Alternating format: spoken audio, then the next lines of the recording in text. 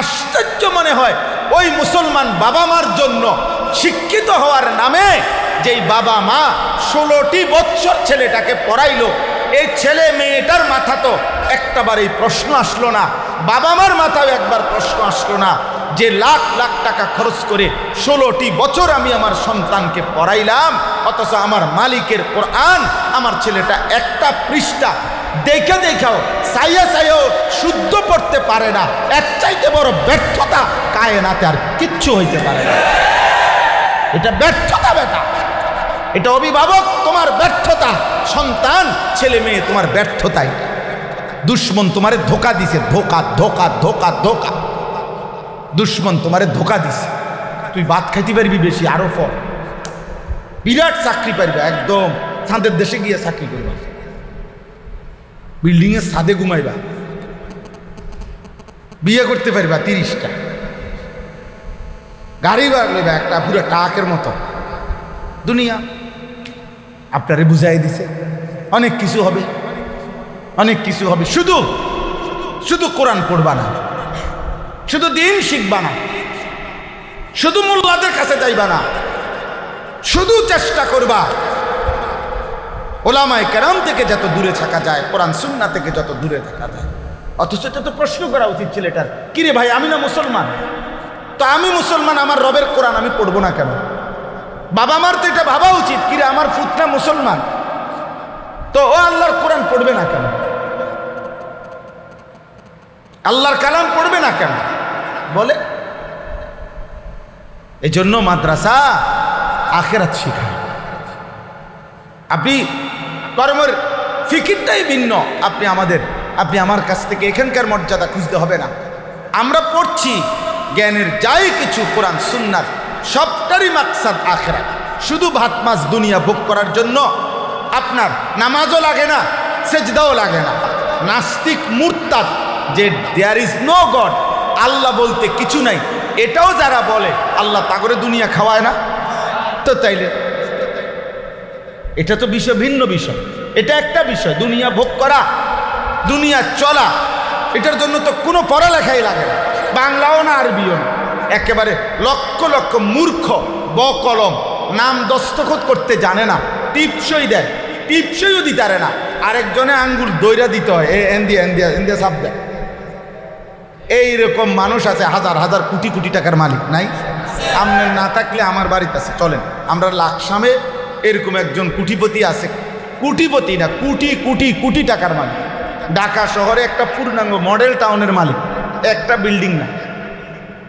আমি ইচ্ছে করে নাম বলবো, উনার ফ্যাক্টরি যেখানে ঢাকাতে, ওই জায়গাটার নাম ওনার ফ্যাক্টরির নাম, ওই এলাকাটার নাম, ও বেটা আমগো লাকসামে। উনি ওনার অধীনে পিএইচডি হোল্ডার চাকরি করে, বস কয় স্যার কয়, উনি বসও কিতা বোঝে না, স্যারও কিতা বোঝে, ও লুঙ্গি ভিন্দে। আমার বললো আমার যে কজর, উনি এই লুঙ্গির খুঁটের মধ্যে চেক বই আছে না, এই লুঙ্গির খুঁটের মধ্যে বাইর করে কত লেখতো লেখ।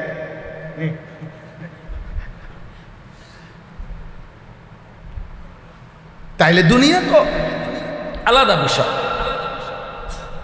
আল্লাহ তাআলা আমাদেরকে বুঝার তৌফিক দান করেন।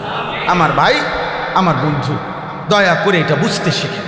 মাদ্রাসা আলহামদুলিল্লাহ কোরআন শেখায়, দিন শেখায়। এই যে 3টা উদ্দেশ্য, কোরআনুল কারীমের তেলাওয়াত, অন্তরাত্মা গুনাহ থেকে পবিত্র করা।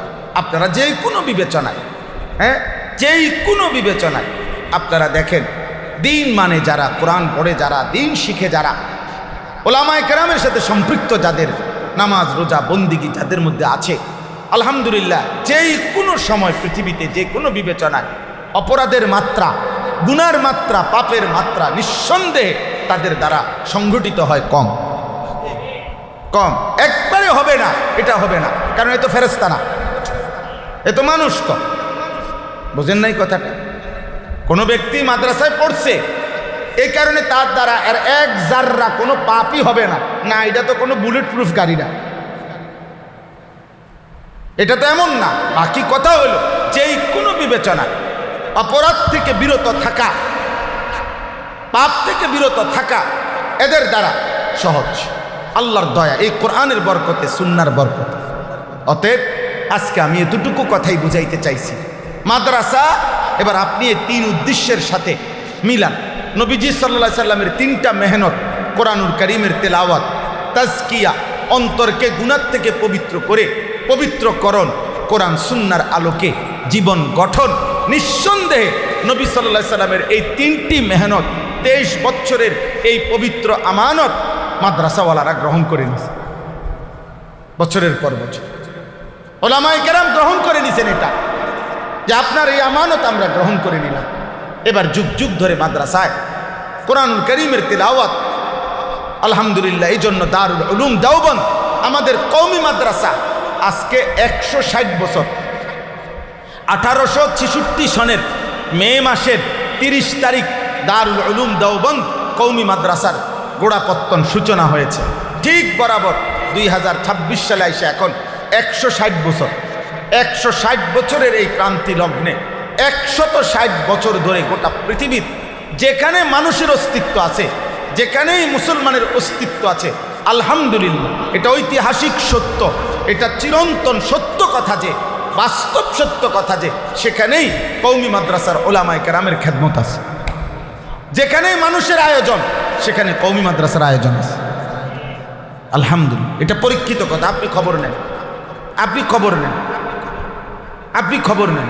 সারা পৃথিবী ব্যাপী ওলামায়ে দেওবন্দের মেহনত আছে, কওমি মাদ্রাসার খেদমত আছে। আমার বন্ধু, আমার সাথী আফ্রিকাতে আজীবন, আজকে না হয়তো কমপক্ষে 25 বছরের বেশি হবে, আমার একজন সাথী, সে আফ্রিকার মধ্যেই পড়ায়, বাচ্চা পড়ায়, দিন শিখায়, আজীবনের জন্য ওইখানেই রয়ে গেছে। আমার কাছে চিঠি পাঠাইছে আমার এক সাথী আফ্রিকার, সে বলছে তুমি আমারে দোস্ত কমপক্ষে 200 এমন মজবুত তাগড়া জওয়ান আলেম দাও, যাদেরকে আমি আফ্রিকাতে আজীবনের জন্য হিজরত করে যাবে, ওইখানে মানুষকে দিন শেখাবে। ওই চিঠি আমার কাছে এখনো আছে। আমি 202 জনই তো পাই। মোবাইল টিপেই তো শেষ, মোবাইল টিপেই তো শেষ। হ্যাঁ, উঠতি বয়সের ওনার দল যে কোনোভাবে আপনার রুমাল দিয়া হোক, কোট দিয়া হোক, জাম্পার দিয়া হোক, যেটা দিয়া হোক, মানুষে চিনতেই, মানুষে যদি চিন্না সারে, তারপরে আমি যা করার করবো। আগে মানুষ চিনুক, তো মানুষ যদি চিন্নাই ফেলে, পরে আর আপনি কিনবেন। এই জন্য কোনোভাবেই আলহামদুলিল্লাহ সারা পৃথিবীব্যাপী ওলামায়ে দেওবন্দের খেদমত চলতেছে, বলেন আলহামদুলিল্লাহ। এবং এই তিনটি মেহনত নবী সাল্লাল্লাহু আলাইহি সাল্লামের আমানত ওলামায়ে কেরাম করতেছেন। আর এই ধারাবাহিকতায় আলহামদুলিল্লাহ এই লক্ষ লক্ষ সারা পৃথিবীব্যাপী ওলামায়ে দেওবন্দের কওমি মাদ্রাসার এই মেহনতের একটি ডাল, একটি শাখা এই মাদ্রাসা, বলেন আলহামদুলিল্লাহ, বলেন আলহামদুলিল্লাহ। অতএব এত বড় আসলুহা সাবিতুন ওয়া ফারউহা ফিস সামা তুতি উকুলাহা কুল্লা হিনিন বিইذনি রাব্বিহা। 24 ঘন্টা সর্বদাই যে গাছের ফল বক্ষণ করা হয়, আলহামদুলিল্লাহ কওমি মাদ্রাসা এমন, যেখান থেকে সারা বছর সারা পৃথিবীব্যাপী উম্মতের জন্য ঈমান আমলের ফল সরবরাহ করা হয়, সরবরাহ। এই জন্য যেই কোনো বিবেচনা দয়া করে প্রত্যেকের কাছে অনুরোধ, আপনারা প্রত্যেকে এই দিন, একে তো যারা এখানে আছেন তাদের জিম্মাদারি কোরআনুল কারীমের তেলাওয়াত শেখা, কোনো আল্লাহওয়ালা হক্কানি রব্বানি বুজুর্গের সোহবতে নিজের অন্তর পবিত্র করার চেষ্টা করা, আর কোরআন সুন্নাহর আলোকে জীবন গঠনের জন্য সিদ্ধান্ত নেওয়া। আপনি সিদ্ধান্ত নেন যে আমি পারবো ইনশাআল্লাহ। আপনি বলেন না হুজুর আমার পক্ষে সম্ভব না, তাইলে আপনি জীবনও পারতেন। আপনি বরং কথাটা হৃদয়ে নেন, ইনশাআল্লাহ আপনি পারবেন, ইনশাআল্লাহ আপনি পারবেন। আর আমার শেষ কথা হলো, যেহেতু নবী সাল্লাল্লাহু আলাইহি সাল্লামের 23 বছরের পবিত্র আমানত মাদ্রাসা, কওমি মাদ্রাসা গ্রহণ করে এই খেদমতগুলো করছে, আমাদের প্রত্যেকের উচিত কওমি মাদ্রাসার সাথে লেগে থাকা, বলেন আলহামদুলিল্লাহ। এটা উচিত, এটা বাস্তবতা, এটা কোনো জোর জবরদস্তি করছি না, বাস্তব কথা। এটা প্রত্যেকের উচিত। আলহামদুলিল্লাহ মাওলানা জুবায়ের ভাই আমারে অনেক বলছে, শুনাইছেন, অনেক বেশি আবদার করছেন। আমি এই তেলের সংকটের এই সময়ে খুব পেরেশানি ছিলাম যে আসতে পারবো কিনা, আমার গাড়ি তেলে চলে।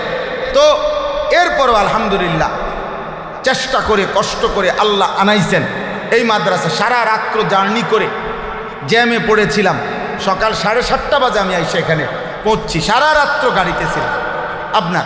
তাইলে আসার তৌফিক হয়েছে, আল্লাহ আনাইছেন। আপনারা যারা এলাকাবাসী আছেন, আশপাশের বাড়ি মানুষ আছেন, কিশোর যুবক ভাই তোমরা যারা আছো, আমার সবার কাছে অনুরোধ করি তোমরা এই মাদ্রাসাকে ইনশাআল্লাহ ভালোবাসবেন। বলেন ইনশাআল্লাহ, বলেন ইনশাআল্লাহ। দেখেন একটা মাদ্রাসা মহল্লাবাসীর কাছে 3টা জিনিস চায়। আমার শায়েখ আল্লামা মুফতি মুশতাকুন নবী কাসেমি হাফিজাহুল্লাহ হজরত সব সময় এটা বলে, মাদ্রাসা মহল্লাবাসীর কাছে 3টা জিনিস চায়। কয়টা জিনিস? 1 নাম্বার দোয়া, দোয়া দোয়া দোয়া চায়, দোয়াউল মুসলিমিন। 2 নাম্বার আতফাল, মুসলমানের সন্তান। মুসলমানের সন্তান যদি মাদ্রাসায় না পড়ে তো দিন শিখবে কে? আল্লাহ চিনবে কে? আল্লাহ চিনাবে কে? 2 নাম্বার হলো আতফাল। 3 নাম্বার হলো আমওয়াল, মুসলমানের দান সাদাকা। দান সাদাকা, এই 3 জিনিস, মুসলমানের দোয়া, মুসলমানের সন্তান, মুসলমানের দান সাদাকা, এই 3টাই মুসলমানের। কোনো কাফের মাদ্রাসার জন্য দোয়া করবে না, কোনো বেঈমান মুশরিক, কোনো মুরতাদ, কোনো নাস্তিক, কোনো আল্লাহদ্রোহী, ইসলামের বিরুদ্ধে যাদের 24 ঘন্টার ষড়যন্ত্র, ওরা জীবনেও মাদ্রাসার জন্য দোয়াও করবে না, সন্তানও দেবে না, সম্পদও দেবে না। দিবে মনে হয়? দিবে না, দিবে না। আর ওদের এটা তো ওদের বিষয় না। তাহলে মাদ্রাসা খালেস মুসলমানদের প্রতিষ্ঠান। এই জন্য আপনারা প্রত্যেকে ইনশাআল্লাহ এই মাদ্রাসাটা সর্বোচ্চ আন্তরিকতার সাথে মৌলানা চেষ্টা করে মহল্লাবাসীর সম্পৃক্ততা নিয়ে সবাই মিলেমিশে দাওরায়ে হাদিস, ইফতা এই মাদ্রাসায় অল্প সময়ের ব্যবধানে চালু হয়েছে। আল্লাহ তাআলাই করেছেন। আল্লাহ, আমি অনেক সময় বলি, আমার একবার একজনে বলছে যে হুজুর এত মাদ্রাসা দিয়া দরকার কি? আমি বললাম তো এত মাদ্রাসা হলো কেন? আমি বললাম চাচা এটা আমারও প্রশ্ন, এত মাদ্রাসা হলো কেন? এটা আমিও আপনি উত্তর দেন, আপনার কি মনে হয়? তা আমি বললাম শুনেন, এই সৃষ্টির মধ্যে একটা গাছের একটা পাতা আল্লাহর ইচ্ছা ছাড়া পড়ে না। আল্লাহর ইচ্ছা ছাড়া একটা পাতা পড়েনি। তাহলে জমিনে একটা পাতা পড়ে না আল্লাহর ইচ্ছা ছাড়া। জমিনে এতগুলো মাদ্রাসা হইতেছে আল্লাহর ইচ্ছা ছাড়া। আপনি বুঝেন না, আপনি ঘাস খান, বুঝেন না হিসাবটা? এ তো মালিকের ফয়সালা, আল্লাহ তাআলার ফয়সালা। আমার শায়েখ এটা সবসময় বলে, উম্মতের আখিরি কেন্দ্র এটা। প্রতিটা মাদ্রাসা উম্মতের শেষ আখিরি কেন্দ্র এটা। এখান থেকে ঈমান, আমল, আখিরাতের সামান, এখান থেকে জীবন চলার পথে ঈমান আমলের দিক নির্দেশনা প্রতিনিয়ত উম্মতের কাছে সরবরাহ হচ্ছে। কখনো তালেব ইলমকে পড়ায়, কখনো জুম্মার বয়ান হয়, কখনো মাসিক মাহফিল হয়, কখনো বাৎসরিক মাহফিল হয়, কখনো উলামায়ে কেরাম বুজুর্গানে দ্বীনের আগমনের উদ্দেশ্যে আপনাদের সামনে দ্বীনের কথা পেশ করা হয়। উদ্দেশ্য একটাই, বিভিন্ন পদ্ধতিতে আপনাদের কাছে আল্লাহর কথা পৌঁছানো, দ্বীন পৌঁছানো, যেন আল্লাহ তাআলার একটা একটা বান্দা জাহান্নাম থেকে বেঁচে যায়, জাহান্নাম থেকে বেঁচে যায়। এই জন্য বলেন মাদ্রাসার পাশে থাকবেন তো ইনশাআল্লাহ? দ্বীনকে ভালোবাসবেন তো ইনশাআল্লাহ? যুবক ভাই তোমরাও যার যার জায়গায়, আপনি কলেজ ইউনিভার্সিটি যাই পড়ে, আল্লাহর দোহাই নিজেদের জায়গায় থেকেও আল্লাহর কোরআন শিখার ব্যবস্থা করেন। আধা ঘন্টায় পড়েন, 10 মিনিট পড়েন, একদিনে একটু একটু করে পড়েন, তারপরও আল্লাহর কালাম শিখেন। আপনারা প্রত্যেকেই দ্বীনকে ভালোবাসবেন। আপনাদের কাছে অনুরোধ, এই মাদ্রাসা আলহামদুলিল্লাহ কোনোভাবে আমি সব সময়, আমার একটা ব্যক্তিগত কথা আছে, আমি সব সময় বলি যে কোনো মুসলমান যেন আপনার ব্যাপারে এই কথা মাদ্রাসার কমপক্ষে কেউ না বলে যে এই লোকটা মাদ্রাসার বিরোধী। আমি বললাম, আপনি না, শুধু আপনার পরবর্তী জেনারেশন পর্যন্ত এর কারণে ক্ষতিগ্রস্ত হবে। আমি বলে গেলাম, যদি উচ্চারিত হয়, এই মাদ্রাসা বুঝাইছি না, যেই কোনো মাদ্রাসা, আপনার নামে যেন এটা উচ্চারিত না হয় যে এই লোকটা মাদ্রাসার বিরোধী। আপনি উপকার করতে পারেন নাই, চুপ থাকেন, দোয়া করে দেন। আপনি দোয়াও করতে পারতেন না, কথা বলে না, আমার সামর্থ্য নাই, তো দোয়াও করতে পারতেন না। দোয়া করতে পারবেন কিনা বলেন না, তো এটা করে দেন যে আল্লাহ আপনার দ্বীনের খেদমত চালু রাখে। তা আপনি বিরোধী হবেন কেন? সাবধান, কোনো অবস্থাতে একটা যুবক ভাই, বয়স্ক বাবা, কেউ যেন কোনোভাবে আপনার নামে উচ্চারিত না হয়, যে এই লোকটি মাদ্রাসার বিরোধী। যে করুক, যার মাধ্যমে মাদ্রাসা শুরু হয়েছে, যিনি মুতাওয়াল্লি শুরু করে দিছেন, তো করেছেন আল্লাহর জন্য। আর আল্লাহ চাইলেই টিকবে, আল্লাহ না চাইলে টিকবে না। আল্লাহ দিলেই হবে, আল্লাহ না দিলে হবে না। আল্লাহ তাআলা আমাদেরকে তৌফিক দান করেন। এই বছরে দাওরায়ে হাদিসের যেই তালেব ইলমরা দিন শিখবে, রাসূলুল্লাহ সাল্লাল্লাহু আলাইহি সাল্লামের একটা একটা হাদিস পড়বে, আল্লাহ তাআলা যেন তাদের এই হাদিস পড়ার বরকত আমাদেরকেও দান করেন। আপনাদের কাছে অনুরোধ, আপনারা দাওরায়ে হাদিসের ইফতা জামাত, এখানে যেখানে ইসলামী ফতুয়া মাসাইলের উচ্চতর পড়ানো হয়, এখানে অনেক কিতাব কিনে, মনে রাখবেন এই কিতাব কিনতে গিয়ে আমার একটা অনুরোধ, আপনারা প্রত্যেকে যাদেরই সামর্থ্য হয়, যারই ভালো লাগে, মাদ্রাসার অনেক, যেই কোনো কওমি মাদ্রাসার কিতাব মাদ্রাসার একটা বড় সম্পদ। বিশেষ করে ইফতায় এই উচ্চতর গবেষণার কাজে লাখ লাখ টাকা কিতাব লাগে, সারা বছরই লাগে। অর্থাৎ এগুলো ছেলেরা মোতালা করে, পড়ে ব্যাপকভাবে। একটা মাসআলার জন্য 50টা কিতাব দেখে, 30টা কিতাব খুঁজতে হয় তাকে। তো এক এক কিতাবের দাম আপনার 30 খণ্ড, 50 খণ্ড, 20 খণ্ড।